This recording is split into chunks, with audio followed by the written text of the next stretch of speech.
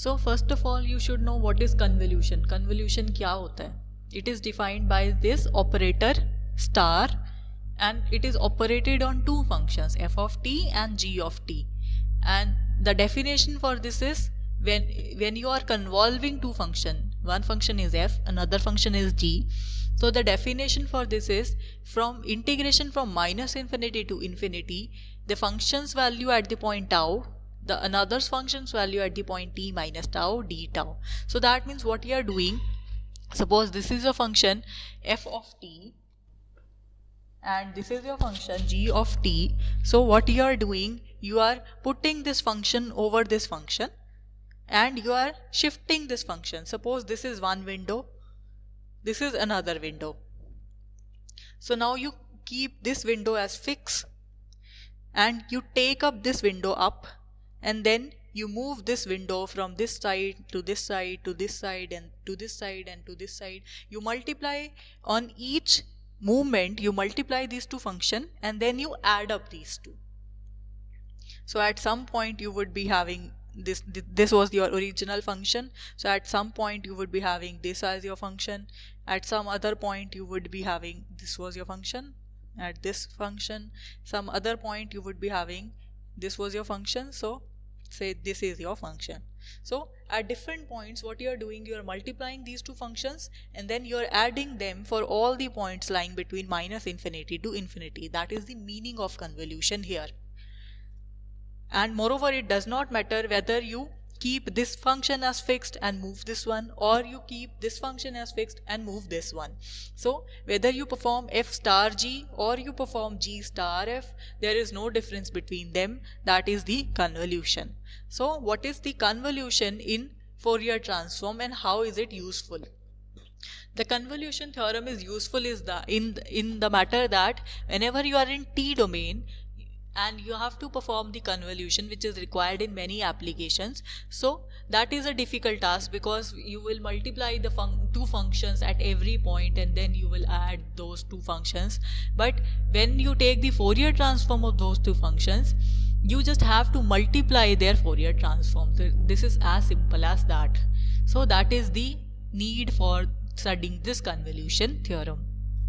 So the theorem says if you have two functions, one is f of t, one is g of t, and both of them are piecewise continuous on the interval minus L to L, and then we also know that the intervals of this absolute value of f of t and g of t, both of them converges. That means they have some finite value.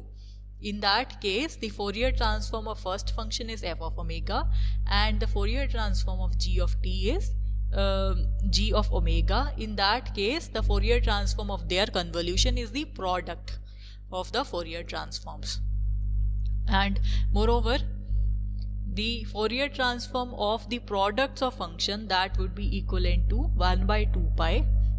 One is this formula that you have to remember, right? So one is this formula. Another formula is in terms of inverse. For inverse, we have this formula that when you take the inverse Fourier transform of the convolution of two functions which are in frequency domain now, omega domain, then it is equal to 2 pi multiplied by the first function and the second function. So these two formulas are there. From this formula, we obtain this formula. That means when you shift this Fourier transform to this side, so you will be having the Fourier transform of f of t and g of t, that would be equivalent to 1 upon 2 pi, the convolution of f star g, and then through this formula you have this formula. So this is the main formulas that you should remember for this convolution theorem. So let us see its example. The example is using this convolution theorem, we have to find what is the Fourier inverse of this particular function. So you see this is a polynomial of degree 2. So this is a polynomial of degree 2. That means you can write this polynomial as the product of these two terms. So when you write this to be the product of these two terms, this term become 1 by 4 plus iota omega and 1 by 3 plus iota omega. So you have written this as the product of two terms. First is this one, second is this one. So now you can individually take their Fourier transform, inverse Fourier transform. So the Fourier transform of this term using the shifting property, that comes out to be whatever, because we have this formula Fourier inverse of 1 upon alpha plus iota omega, that is equal to e to the power minus alpha t u naught t. What is this u naught? This is the unit step function. What is unit step function? The function whose value is 1 whenever your t is greater than equal to 0. So say this is 1, so its value is 1, and its value is 0 whenever t is less than 0. So this is the unit step function, and mathematically this is defined like this. Its value is 0 whenever t is less than 0, and its value is 1 whenever t is greater than equal to 0. So this is the unit step function, and it is defined by u naught t. This naught represents that you have this change at the point 0. So we have this formula. Using this formula I can write the Fourier inverse of 1 upon 4 plus iota omega as this quantity. Moreover, I can write the Fourier inverse of 1 by alpha plus iota omega, that is equal to e to the power minus alpha t u naught t. So this is the result. So this is the individual Fourier inverse for these two functions. Now we have to apply the convolution theorem for this particular function. So we'll apply the convolution theorem here. So what does the convolution theorem says? If you wanted to find out the Fourier inverse of two functions, so that would be equivalent to the Fourier inverse of first function convolved with the Fourier inverse of second function that we have just calculated. So this was the Fourier inverse of first function, and this was the Fourier inverse of second function. So here, what is the definition for convolution of two functions? The definition is this one. The definition says when you wanted to convolve two functions, in first function you will substitute tau, in second function you will substitute t minus tau, and then you perform the integration from minus infinity to infinity with respect to tau. So when you perform this integration, you would have this, in the first function you will substitute tau here. So we have e to the power minus 4 tau u naught tau, and in the second function in place of t we will substitute t minus tau. So this is the definition. So now we have to perform this integration. How can we perform this integration? See, the integration here is with respect to this tau. So if this is with respect to tau, so it would be this term e to the power minus 3t would be constant. So we can take this term out from this integral sign. So it is this. So we are left only with e to the power minus, here it is e to the power minus 4 tau, and here it is e to the power plus 3 tau. So when you multiply these two terms, the powers add up. So you will be left with e to the power minus tau, and this term as such, this term as such, d tau as such. So now what is this term? In order to perform its integration, you should know what is this term. So let us have a look what is this term. You know what is u naught of tau? U naught of tau, as we have just defined, is 1 whenever tau is greater than equal to 0, and it is 0 whenever tau is less than 0. So it looks something like this. So now what would be u naught of minus tau? U naught of minus tau would be the reversal of this function. That means we will take its reflection along this vertical axis. So it would be the flipping of this particular function. So it would be this one. So it would be 1 whenever tau is less than 0. See, we have inverted this function. So now what would be u naught of t minus tau? What would be this quantity? So for this quantity we would have to discuss two cases, because now we are drawing it for tau axis.